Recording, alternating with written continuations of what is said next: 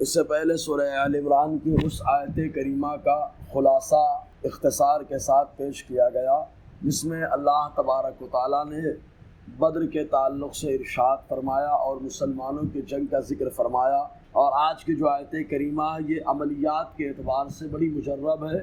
اس کا اگر عمل میاں بیوی کے درمیان نا اتفاقی ہو جائے تو اگر اس کا عمل کیا جائے تو اللہ تبارک و تعالیٰ آپس سے محبت پیدا فرما دیتا ہے۔ بہرکیف اس آیت کریمہ کا تعلق پچھلی آیت سے اس انداز میں ہے کہ اللہ تبارک و تعالیٰ نے پچھلی آیت میں بدر کا ذکر فرمایا، جس میں مقابلہ کرنے اور جنگ کرنے کا معاملہ رہا۔ جنگ کرنا کوئی آسان نہیں، اس لیے کہ آدمی اپنی جان کو ہاتھ میں رکھ کر کے مقابلہ کرنے کے لیے جاتا ہے، اور ہر آدمی کو اپنی جان سے بڑی محبت ہوتی ہے، بچوں سے بڑی محبت ہوتی ہے، گھر کی خواتین سے بھی محبت ہوتی ہے، مال و دولت سے بھی محبت ہوتی ہے۔ تو اللہ تبارک و تعالیٰ ارشاد فرماتا ہے انسان کے لیے چند محبتیں سوار دی گئی ہیں۔ عورت سے محبت کرنا یہ من جانب اللہ ہے، بچوں سے محبت کرنا بھی سوار دیا گیا ہے۔ اسی انداز میں مال و دولت سے بھی محبت کرنا اللہ تبارک و تعالیٰ نے انسان کے لیے سوار دیا ہے۔ ایسے ہی جانور مویشی وغیرہ جن کو آدمی پالتا ہے ان سے محبت کرتا ہے، آمزی کی وہ نشان زدہ گھوڑے ہو یا دیگر چوپائے ہو، اسی طریقے سے آدمی اپنی کھیت کھلیان سے مویشیوں سے بڑی محبت کرتا ہے۔ اسی تعلق سے اللہ تعالیٰ ارشاد فرماتا ہے زُيِّنَ لِلنَّاسِ حُبُّ الشَّهَوَاتِ، سوار دی گئی ہے لوگوں کے لیے حب الشہوات، شہوات کی محبتیں، خواہشات کی محبتیں۔ اور خواہشات میں کون کون؟ من النساء، عورتوں کی خواہش کی محبت۔ یہ جو عورتوں سے محبت ہے یہ من جانب اللہ ہے۔ اگر میاں اپنے شوہر اپنی بیوی سے محبت کرتا ہے تو اس محبت میں بھی اللہ تبارک و تعالیٰ کا خاص کرم ہے کہ اللہ تعالیٰ نے محبت کا معاملہ رکھا۔ اگر آپ اس معاملے میں آئیں گے تو حضور صلی اللہ علیہ وسلم کی زندگی بڑی شاندار آئیڈیل کے طور پر رہنمائی کرے گی۔ آقا علیہ السلام ماں خدیجہ سے بھی خوب محبت فرماتے، ماں عائشہ صدیقہ سے بھی خوب محبت فرماتے، آقا علیہ السلام دیگر ازواج مطہرات سے بھی حضور صلی اللہ علیہ وسلم خوب محبت فرماتے رہے۔ چنانچہ اللہ تعالیٰ فرماتا ہے عورتوں کی محبت کو سوار دیا گیا ہے۔ عورت کا معاملہ ایسا کہ اگر یہ سدھر جائے تو پورا معاملہ سدھرا رہتا ہے، اور اگر عورت چاہے لے تو آپس میں آدمی کے درمیان اختلافات، انتشارات اور لڑائی اور جنگ و جدال کی نوبت تک کو پہنچا سکتی ہے۔ چنانچہ حابیل اور قابیل کے درمیان جو جھگڑا ہوا، پہلا جھگڑا وہ اقلیمہ کو لے کر یعنی ایک عورت کو لے کر کے ہوا۔ حضور صلی اللہ علیہ وسلم نے فرمایا میں نے اپنی امت کے اوپر سب سے بڑا فتنہ عورت کا فتنہ دیکھا ہے، سب سے ضرر رسا فتنہ عورت کا فتنہ ہے، کیونکہ عورت اگر چاہے لے تو بہت سارے معاملات جو کلیئر بھی ہو سکتے ہیں، اگر عورت چاہے لے تو بہت سارے معاملات خراب بھی ہو سکتے ہیں۔ تو اللہ تبارک و تعالیٰ نے عورتوں کی محبت انسان کے دل میں ڈالی ہے۔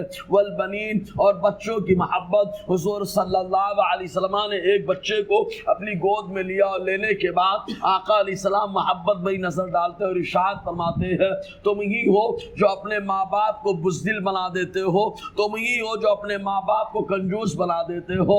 اس لیے کہ جب تک آدمی کی شادی نہیں ہوتی ہے بڑا بہادر ہوتا ہے، لیکن بچے ہونے کے بعد آدمی طاقتور ہونے کے باوجود بچوں کا منہ دیکھ کر کے اپنی طاقت کا اظہار نہیں کرتا، اور کبھی کبھی ایسا ہوتا ہے بڑا سخی اور دریا دل آدمی ہوتا ہے، لیکن بچوں کا منہ دیکھ کر کے آدمی سمیٹ لیتا ہے کہ میرے بچوں کے کام آئے گا۔ تو حضور نے ارشاد فرمایا تم ہی ہو جو اپنے ماں باپ کو بزدل بنا دیتے ہو، تم ہی ہو جو اپنے ماں باپ کو کنجوس بنا دیتے ہو۔ اس کے بعد اللہ تعالیٰ فرماتا ہے والقناطیر المقنطرہ، اور جمع کی ہوئی پونجی، کن چیزوں کی پونجی؟ تو آگے خود رب فرماتا ہے من الذهب والفضہ، سونے اور چاندی کی، یعنی سونے چاندی کی جمع پونجی کو بھی اللہ تعالیٰ فرماتا ہے انسان اس سے بڑی محبت کرتا ہے۔